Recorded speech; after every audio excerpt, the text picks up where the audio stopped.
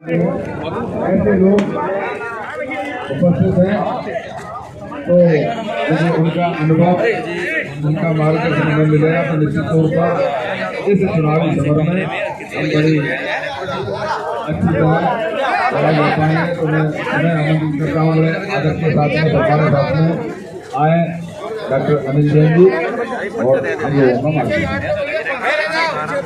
एक जोरदार ताली करके स्वागत करें उनका।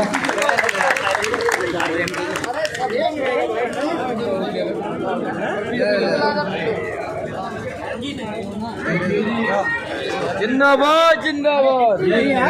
ये शिवार बगल में देखिए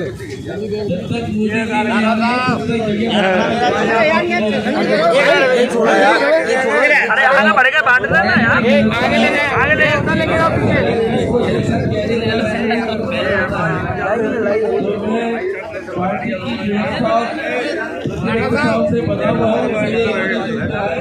बढ़िया तरीके का बात चलेगी और मैं कोशिश करूंगा कि आपसे रूबरू होता रहूं। आज सिरसागंज की इस महत्वपूर्ण सभा में उपस्थित हमारे इस जिले के चलो प्रधानमंत्री जी की लैंडिंग हो गई है और 5-7 मिनट में प्रधानमंत्री जी मंच पर आ जाएंगे। फिर आप मुझे ना देखना पसंद करोगे ना सुनना पसंद करोगे। अरे अरे काय के लड़ जाओ जी, रुक जाओ, रुक जाओ, अपनी जगह बैठे ना, सबको मिल जाएगी अपनी जगह बैठे। ये विधायक की कुर्सी थोड़ी है, कट गई तो यार मिल जाएगा। है जी, देखो मोदी जी की मेरे पास सूचना आ गई है, माननीय प्रधानमंत्री जी अभी लैंड कर चुके हैं तो बहुत लंबी बातचीत करने का मौका नहीं है। और आज इस सभा में उपस्थित आज के इस कार्यक्रम के क्षेत्र के अनुभवी यशस्वी विधायक और अब फिर से विधायकी की प्रत्याशा में भारतीय जनता पार्टी के प्रत्याशी श्रीमान हरिओम यादव जी, हमारे इस क्षेत्र के हम सबके अभिभावक यशस्वी सांसद श्री यादव जी, बहुत ही प्यारी और बड़ी बहन महिला आयोग की सदस्य चतुर्वेदी जी, हमारे जिले के अध्यक्ष वृंदावन लाल जी और इस कार्यक्रम के संचालक आयोजक हमारे सूरी तिवारी जी, महिला मोर्चे की प्रवासी बहनें, महिला मोर्चे की जिले की अध्यक्षा और महिला मोर्चे की हमारी सभी बहनें मातृशक्ति के चरणों में जित प्रणाम करता हूँ। साथियों, ये चुनाव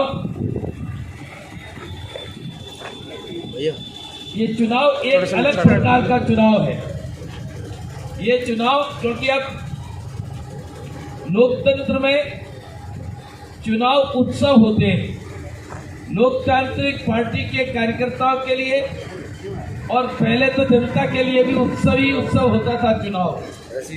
तो चुनाव हम सब के लिए उत्सव है और उत्सव में मस्ती है, काम करने का उत्साह है, जोश है, नारेबाजी है और साथ साथ बैठने और खाने का भी आनंद है। इसलिए उत्सव के रूप में चुनाव को लेना चाहिए।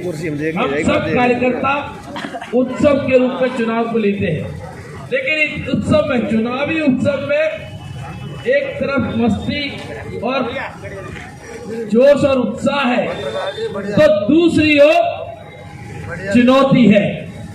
चुनौती चुनाव को जीतने की चुनौती है और इस चुनौती को रणभोगरे कार्यकर्ता निश्चित रूप से इसका सामना करके जीत हासिल करने वाले हैं। इस तरह का जज्बा भी इन सब कार्यकर्ताओं की आंखों में जो मुझे चमक दिख रही है, इस विधानसभा को हम भारी बहुमत से जीतने वाले हैं। ये चुनाव खाली विधानसभा का चुनाव मन के मत चलिए। ये चुनाव किसी को विधायक मंत्री बनाने का चुनाव नहीं है जी। ये चुनाव उत्तर प्रदेश की तस्वीर कैसी होगी, उत्तर प्रदेश की तकदीर कैसी होगी, उत्तर प्रदेश के भाग्य का फैसला करने वाला चुनाव। इस चुनाव से ये उत्तर प्रदेश की तकदीर और तस्वीर नहीं बनाएगा। ये चुनाव पूरे देश की तकदीर और तस्वीर बदल सकता है, बना सकता है और बनाने के लिए उद्यत है। इसीलिए मैं कहता हूं दुनिया के लोग थोड़े ज्यादा पहले से चलते हैं। सारे दुनिया के लोगों की निगाह उत्तर प्रदेश के चुनाव पर क्यों है? क्योंकि उत्तर प्रदेश का चुनाव से दिल्ली का रास्ता निकलता है। 2024 की तस्वीर भी यही से साफ होने वाली है और सारी दुनिया की ताकतें हमारे आपके सर्वोच्च नेता माननीय नरेंद्र मोदी जी की ओर देख रही है।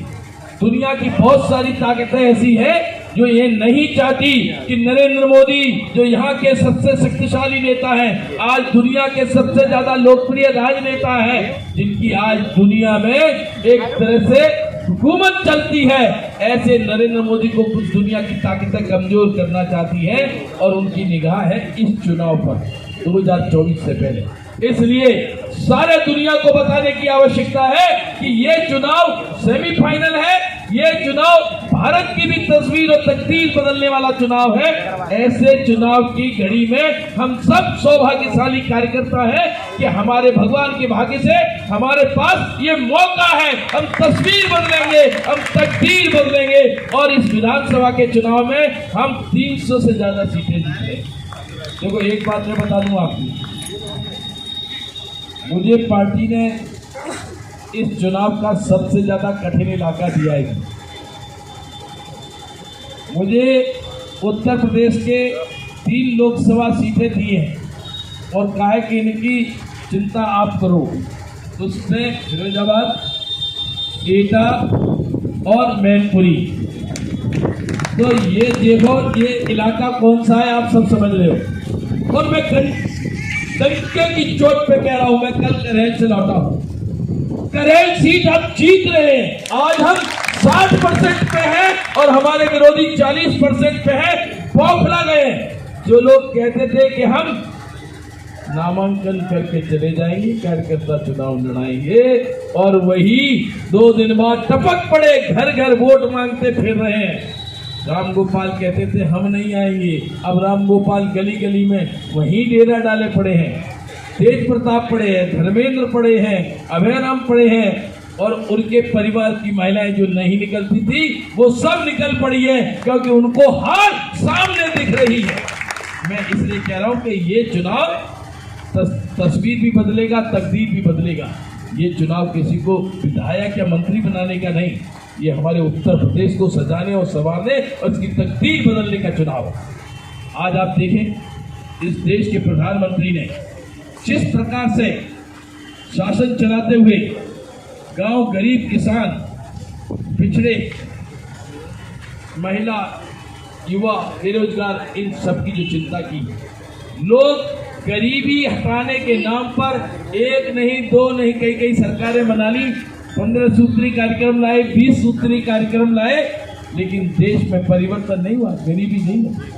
और आज नरेंद्र मोदी जी ने जो कहा है वो करके दिखाया। 110 योजनाएं पहले कार्यकाल में लाए, 95% योजनाएं इस देश के गरीबों को समर्पित योजनाएं थी। और 1 नहीं 1 लाख नहीं 2 लाख नहीं, करोड़ों करोड़ों लोगों के जीवन में परिवर्तन आए, ऐसी योजनाएं लागू की।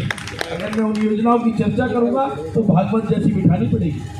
मैं अभी उन योजनाओं की चर्चा में जाऊंगा, मेरा बड़ा प्रिय विषय है। लेकिन एक बात मैं कहना चाहता हूं साथियों, नरेंद्र भाई ने जो कहा वो किया, मोदी जी ने, योगी जी ने जो कहा वो किया।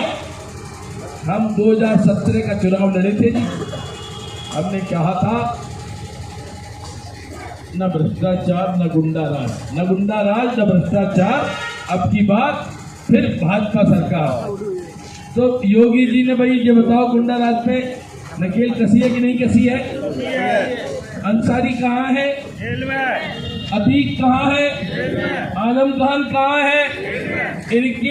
इन्होंने जो पब्लिक से माफियागिरी करके जो प्रॉपर्टी इकट्ठी की थी, उसमें बुलडोजर चले कि नहीं चले?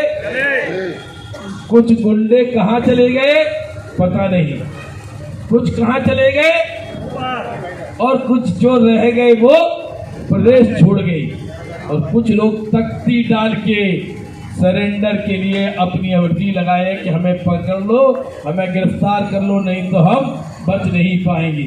ये प्रदेश का माहौल हमारे प्रदेश के मुखिया योगी आदित्यनाथ ने किया है। उसने कोई अपने घर बनने के लिए नहीं किया, कोई अपनी दादागिरी के लिए नहीं किया। इस देश के सर्व समाज को शांति से, सुविधा से, सुरक्षा से जीवन यापन करने के लिए किया है, कोई दादागिरी के लिए नहीं किया जी।